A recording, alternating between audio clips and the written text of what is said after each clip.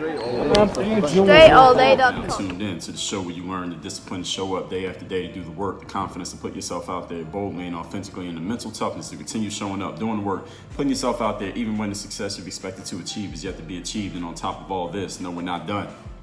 You get a huge dose of personal initiative. That's the go-getter energy that moves anyone out there, yes, including you, to go and make things happen instead of waiting for things to happen. We put all this together in one bundle package: mindset, philosophy, brand, book, and masterclass that you're listening to right now that is called Work on Your Game. My name is Dre Baldwin, also known as Dre All Day. Congratulations on being here today. Welcome to the show. Today's topic is how to get better at asking questions. Or I didn't even put how to here in the title, but maybe I'll put it in the actual title when you see it. But the title on my note here just says get better at asking questions. So maybe I'm just giving you a directive instead of actually giving you a how to. But either way, you're going to get both here in today's episode. And why are we even talking about this topic? Now, this is a topic that I came up with because I get asked, people ask me for advice often, which is a good thing. I create a lot of content around answering those requests. A lot of the content that I create is just answering a question that someone has asked me, or that I've been asked multiple times, or that I can even anticipate people have based on the challenges they have, the questions that they're coming to me with, et cetera, et cetera. And I create that content so I don't have to answer the same questions over and over again. So it's an efficient way to help people out while at the same time helping myself. So this particular topic comes from people asking me at times, many times actually over the years, poorly thought out questions. Sometimes not thought out at all questions. It's a question that no thinking has been put into it, or a question that maybe they think they thought about it, but their thinking process just wasn't accurate enough. And I'm going to help you out with that here today. Thus, they waste their opportunity to have my attention, because if your first question to me isn't good, then I'm not going to answer your second question. I'm not even going to see your second one. So you got to make sure when you get a chance to ask anyone a question and you really want an answer, or you really need an answer, or you think it's a critical question that you're asking, you got to make sure you put that question together properly, because the quality of your questions determine the quality of your answers. So if you ask a low quality question, then you may get no answer at all. And if you ask a high quality question, one that you put the right thought into, and the question is worded and asked properly, then you probably get a lot better question. And I wrote a whole book about this exact subject called Ask Yourself a Better Question, which you can access at workonmygame.com/ask, ASK. Now, with no further ado, let's get right into the topic. Today's topic once again is getting better at asking questions. Point number one, needing help and asking someone for help, those are not free passes for someone else to do your thinking for you. In other words, when someone will come to me and say, Dre, well, I really need help in this particular area, or I'm asking you if you could help me out in this particular area, you could help me, figure out this situation, or, come up with a solution to this problem or this dilemma that I have. That doesn't mean that person, whoever you're asking, even if they decide to engage, even if they decide to give you an answer, they decide to give you a response, they are not responsible for doing your thinking. Thinking is an inside job. You never heard anybody say that, now you have, because I just said it. Thinking, again, I'm gonna say it again. Thinking is an inside job. All right, it is your responsibility to think. It's your responsibility to figure out what's going on, what's being said, what's not being said. How do you figure this out? How do you make sense of the information that you've been given? These are all your jobs to figure out. So if you don't know what's going on, then it's your job to figure out what's going on. All right, thinking is not something that can be outsourced. Let me say that again. Thinking is not something that can be outsourced. I told you in masterclass number 1192, thinking is a skill. The skill of thinking is something that will help you make better decisions. It'll help you ask better questions, and it will help you take more ownership over what you're doing, so that you don't try to outsource or offload that responsibility to someone else. And there can be a point of overthinking. I talked about that in masterclass number 247. But understand that thinking is something that you develop with practice. It's something that you develop with focus. It's something that you develop when you put your energy into it. But you must 100% own the job of thinking. You are the one who is seeking help. Remember this. When you go to someone else asking for help, you're the one who's asking for help. You're the one who is seeking help. You're the one who has the issue that needs to be resolved. They're not the one who has an issue. So talking to you isn't something that they're doing for themselves. They're not doing it because it's helping them. They're doing it because it's helping you. So you got to put the time in up front before you go to a person asking for help, before you go to a person asking them for their input or their feedback or asking them to tell you what to do. You got to do the homework up front. Like this guy I used to play ball with named Chris, he used to say this. He said when he played ball, they would teach him, they had this thing called doing your homework, meaning positioning yourself properly on the court so that your opponent wouldn't have an advantageous positioning over you on offense or on defense. They called that doing your homework. Get into the right spot and getting there first so that your opponent can't get to that spot. That's doing your homework. Well, in the thinking world, in the advice/help seeking world, you got to do your homework as well, which means you got to put the thinking time in up front before you go to someone asking for help. Because if your question is poorly worded or is clearly not thought out, then that person, depending on how much time they have available to them at that moment or how much stock they put in helping people who obviously haven't really thought about the question you're asking, you probably won't get a response from that person. So what did you get out of that? Absolutely nothing. Talking to you, again, when you seek help from someone, them talking to you is not helping them, it's helping you. So you put the time in up front for what you need a solution to. And I'm going to tell you how to do that as we proceed in today's topic. Let's move on to point number 2. The topic, once again, is how to get better at asking questions. Point number 2, if you want specific help from a person, and usually when people reach out to me, in my experience, and those of you who are listening to this and you have people reaching out to you, maybe they're fans who have consumed some free content of yours, maybe it's some random person that just thinks you may have an answer, maybe they're clients of yours who are already paying you and they want some information, they want some help from you. The more specific the answer that you want, the more specific you need to be in the way that you ask the question. Let me say that. This is point number 2. I'm going to say it one more time before I go in and explain it. If you want a specific answer from a person, you need to ask a specific question. I just got an email this morning, not today when you're listening to this, but this morning when I'm recording this. Someone had reached out to me. He was a basketball player. He's looking to get into the professional ranks. And he wrote me this pretty long email that I would say is probably about 4 or 5 paragraphs. And I'm saying about 4 or 5 paragraphs simply because there were no paragraphs. He just wrote this long run-on message that was not broken up by paragraphs. It was not proper grammar being used. It makes it very hard to read. And I didn't actually read the whole email. I'll tell you right now. I didn't read the whole email simply because, first of all, by the way it was structured. And secondly, I knew he was asking me a question. So I scrolled through the email and I was just looking for the question mark. When someone writes me a really long message like that, I really just look for the question mark. Let me find out what exactly this person is answering, because a lot of the story that gets told before they get to the question, I don't even need to know about. And this is just what I found. Again, I said this in my book, Work on Your Game. I've read and responded to over 2 million questions, emails, DMs, app replies, tweets, and comments. And literally 2 million. That is not an exaggeration.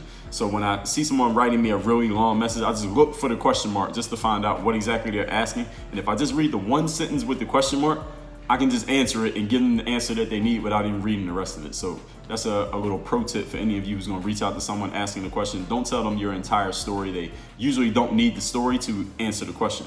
But there are some things that you can add. You could actually take the story out and put some other things in there that would help them better answer your question. And I'm going to tell you exactly what those things are here. The problem for most people when it comes to asking a specific question to get a specific answer is that specific questions require time and they require thinking, like I talked about in point number 1. 2 things that a lot of people usually don't want to put any time into when it comes to asking a question. They don't want to put time or thinking into getting specific about the question that they're asking. Because somebody might ask me a question about, I've written to this date that you're listening to me record right now, 25 books. So any question that anybody comes to me, I probably wrote a book or created a product that answers that question. But I know that most of the time, not even most of the time, but many times when people come to me asking a question, they already know about the books, they know about the courses, they know about the programs. So they probably don't want me to just say, hey, I addressed that in this book right here. I addressed that in chapter 3 over here. They're looking for something a little bit more specific. Maybe they already read the book. Maybe they already ordered the book, but they want something even more specific. I get these questions all the time often as well. People will say, well, Dre, I already ordered your book and it's on the way and I'm looking forward to reading it, but I got some other questions. They haven't even read the book yet. Fine. All right. You bought the book. I'll give you a moment if you ask me a good question. Now, if the question is no good, then I'm not giving you a moment. And they haven't really thought out their question because they're not being specific. They ask something like, well, how do I get started at doing this? Or I find myself failing in this area. What am I supposed to do? Those are not specific questions. I'm going to tell you how to set up a specific question so you can get a really specific, detailed answer from someone who may know something that you don't know. And hopefully they do, since you're going to them for advice, whoever that person is in the first place. So what happens is, before I even get to that, when people don't put the time and thinking into their question, they ask these bland, general information questions, such as they'll tell a whole situation. They'll say something like, Dre, do you have any suggestions for what I'm supposed to do about this situation? Well, I could give you a million suggestions, but then I'll be giving you a consultation and then you're going to have to pay me. So no, I don't have any suggestions. Or they'll ask something like, what should I do about this situation? And I often will answer them in a Socratic type of way. I'll either say, well, what do you think you should do? And often people get frustrated with that because they're like, well, I'm coming to you because I don't know what I'm supposed to do. And I say, well, I didn't ask what you knew to do. I said, what do you think you should do? And see, if you don't want to think, that's when you get frustrated. So you ask somebody what do they think and they get frustrated, that means they don't want to think. And those are people that I'm not going to spend any time talking to that person. Or I'll say to them, listen, what you should do, I don't know, because I'm not you. I'm not in your situation, but I think you should figure out what you should do. I've used that answer many times with people over the years. And again, sometimes people get frustrated with that, but when people ask me poor questions, then I give them answers that puts the onus back on them. And then it's funny, they get frustrated that they've been passed the ball to do something with their problem. They're the one that came with the problem. I'm not the one who has the problem. General information, stuff that you could have found on Google. When people ask me questions that are general things they could have found, they would just take a minute to go look it up instead of wasting the expert's time or the person you're seeking advice from's time and the time of the person and your time, because you just reached out to that person asking them this question and you probably told your whole life story up to the point of asking the question when you could have just went on Google and got your answer. It would have took you about 45 seconds, but instead you wasted your time, you wasted their time, and you probably shut that door for ever getting any real time of that individual. So these are all mistakes that people make when it comes to asking better questions. So now as we move on to point number 3, I'm going to tell you how to actually structure and ask a much better question that will get you a much, much better answer. And usually always will get you a response, because most people who get asked questions all the time, people like myself, maybe people like yourself, we rarely get questions set up in this way that I'm about to give you. So it will catch people's eyes. It will stand out just by the law of contrast. Again, today's topic, then we're moving on to point number 3. Again, today's topic is getting better at asking questions. Point number 3. Here's how you set it up. Follow everything I'm going to say here. Take notes on this. You probably want to rewind this and listen to it again. Here's the first thing you tell the person. Here's who I am. The here's who I am part is the backstory of your question, right? Everybody's familiar with telling the backstory in their question. Trust me, if you're not used to receiving a lot of questions, trust me, anyone who wants to ask you a question is going to tell you their backstory. And often people's backstory takes up a whole page on the screen because they have to tell you everything that they've been through up until this point. And the backstory is usually not that necessary. So let me explain to you what I mean when I say telling people here's who you are, AKA your backstory. You get 1 to 2 sentences max. I'm pausing there for emphasis, so make sure that soaks into your head. When you ask someone a question, yes, you want them to have some general idea of who you are and why you're coming to them. You get 1 to 2 sentences maximum to tell them who you are, where you're from, and how you ended up where you are, AKA asking them a question. You get 1 to 2 sentences, that's it. If you can't explain it in 1 to 2 sentences, then don't write it and don't ask it until you can. All right, once you figure that out, then ask the question. If you can't figure it out, do not write 2 paragraphs. Do not write a whole page telling your whole life story and all the things you've been through and what you were thinking about and what your cousin said. And nobody wants to hear that shit. Lay out 1 to 2 sentences who you are. That's it. Here's where I am. Here's where I want to go. Then after that, here's where I am. I mean, whatever you have going on is relevant to the topic. Here's where I want to go. This is what I'm trying to get to, the outcome that I'm looking to achieve. Here's what I've done thus far. Here's what I've done to help myself solve this issue that I'm about to tell you about. Here's where the challenge is. Here's what I'm not able to figure out. Here are the options that I see. Here are the things that I'm thinking that I could do and the reasons why I haven't tried them yet. You need both. Then you ask the question. The question can be something in the form of, what do you see that I'm not seeing as far as these options go? What options am I missing that you know about that I clearly don't know about? Have you seen anyone else going through this same thing and how did they handle it? Or how can I fill in the blank with a specific result that you are looking to achieve? I'm gonna lay that whole thing out again in a moment. But everything that I just showed you, that is how you ask a specific question to get a specific answer. And that whole thing shouldn't take up anybody more than 60 seconds to breeze through your question, your email, your DM, your whatever, however format you're sending it, so that that person understands exactly where you are and what you have going on. All right, leave the whole story out. All right, the story part is usually the part that takes the longest time. They don't need the story, leave it out. All of the above that I just gave you requires that you, the seeker of the information, you must put some time into thinking all of this out. Now, why should you do that? What's your return on investment? Because you know time is the most important investment you make in life. What's the return on investment for that time investment? You get a well thought out response from the person you ask a question of. Now, how am I so sure of this? I'll tell you in a moment. But let me tell you, let's go over point number 3 again, because I want to make sure I lay this whole structure out so that none of you is making the mistake that this person who emailed me this morning made, telling me their whole life story that I do not need to hear, and frankly, I don't care about, because it had no relevance to the question they were asking. I actually had to write this person back and ask them, hey, what's the question that you're asking? And tell me in 1 to 2 sentences. That's exactly the reply that I gave this person, because there was no question mark in this whole very long paragraph. There was no question. So I wrote them back, and because I'm not going to do the work of trying to decipher what the question is, I'm not doing the work, okay? I'm not the one who has the problem. You have the problem, you do the work. So I wrote them back and said, all right, in 1 to 2 sentences, tell me what the question is. And we'll see if that person writes back. Maybe they will, maybe they won't, but either way, they still gonna have a problem. So let me tell you again, number 3, we're still on point number 3. Here's who I am. You get 1 to 2 sentences to tell a person who you are, all right? Do not take 2 paragraphs. Then you tell them, here's where I'm at.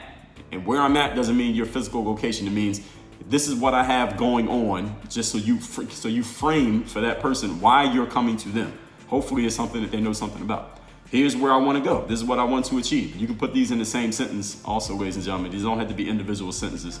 Here's where I am and here's where I want to go. For example, I'm a high school basketball player who wants to play in college. You see that? I told you where I am and I told you where I want to go in 1 sentence. You could actually start with that. You don't even have to tell the whole, here's who I am. I don't need to know your story. As long as I know that part, okay, I understand who I'm talking to. Basketball player wants to play in college. Here's what I've done thus far. And here's where I'm challenged. Here's what I've done thus far. I'm trying to get a scholarship, and I've sent my video to about 20 different colleges, and where I'm challenged is nobody has responded up to this point. 1 sentence, I knocked down 2 things.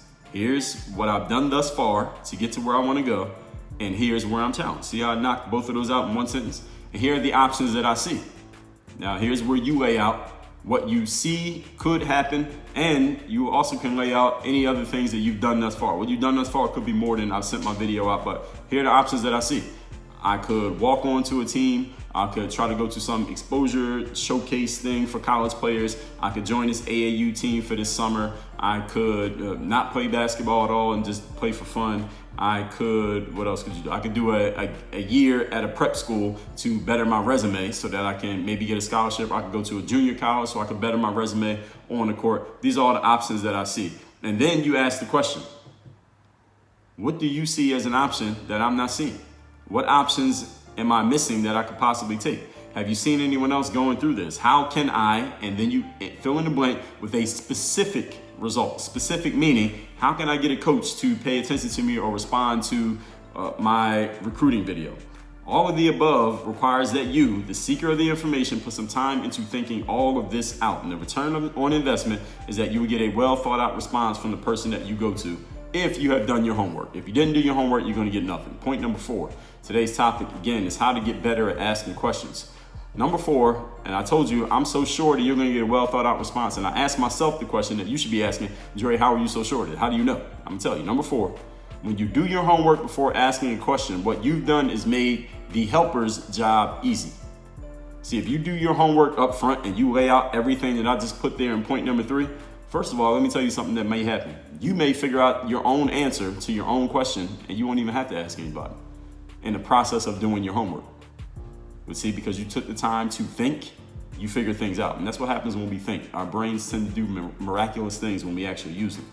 And if you do go follow through and ask the question, you made the job very easy for the person you're seeking help from, because they don't have to try to figure out and decipher what the hell the issue is and what exactly you're asking. Like, again, like this email that I received this morning from this person asking me some question about basketball. I don't even know what the question was. And maybe they'll write me back and tell me what the question was. Maybe I'll update you if I ever find out.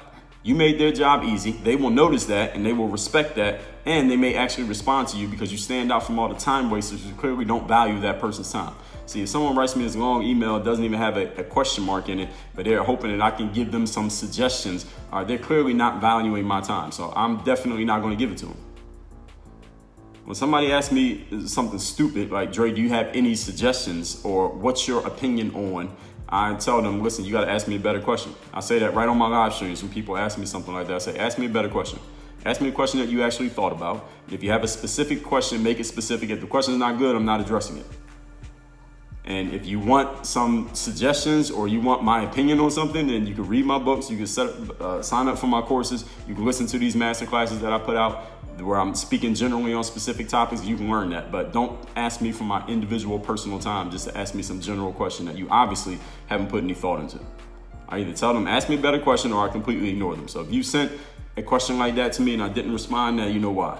Now, with all that being said, let's recap today's topic, which is how to get better at asking questions. Now, if you're a person who gets asked for advice often, that's a good thing because you can build a whole business around just answering the questions that people are asking you on a consistent basis. This topic comes from people asking me poorly thought out questions, thus wasting their opportunity to have my attention, because if their first question is not good, I'm never responding to the second one. Point number one, needing help and asking someone for help is not a free pass for you to have someone else do your thinking for you. Thinking is and will always be your job. You're the one seeking help, not them. Talking to you is not helping the person who's helping you, it's helping you. So put in the time up front, and I'm telling you how to do that. Point number two, if you want specific help, you must ask a specific question.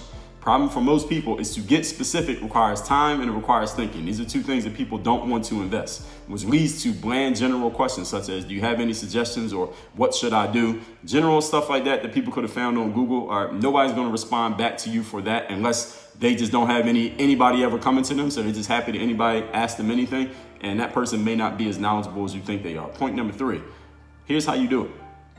Lay out who you are. You get 1 to 2 sentences to tell your backstory if you even need to. Let them know where you are and where you want to go. You can do that in 1 sentence. Here's what you've done thus far, and here's where the challenge is. Again, that's 1 more sentence. Here are the options that I see. Now you can ask, hey, what do you see that I'm not seeing? What options am I missing? Have you seen anyone else going through this? How can I get a specific result? And you got to fill in the blank with that specific result. All of the above requires that you put some time into thinking all of this out, and the return on investment is that you get a well thought out response from the person you are reaching out to. How am I so sure of this? Point number 4, when you do your homework before asking a question, you have made that person's job very easy. They will notice that and they will respect that, and they might actually respond to you because you stand out from all the time wasters who clearly don't value their time, value that helper's time. If somebody asking a stupid question like, do you have any suggestions or what's your opinion on? I tell them, ask me a better question, or I completely ignore their question. Or if you don't want to get ignored, you don't want people to tell you to go back to the drawing board and actually think before you ask a question, then do this. Everything I'm telling you here today, I've given you a full primer of exactly what to do to ask better questions. And one bigger benefit that you're going to get from doing this is that you will actually start coming up with your own solutions. You won't even need to ask anybody anything, because again, this is the power of what happens when we actually think. Work on your game. Dre all day.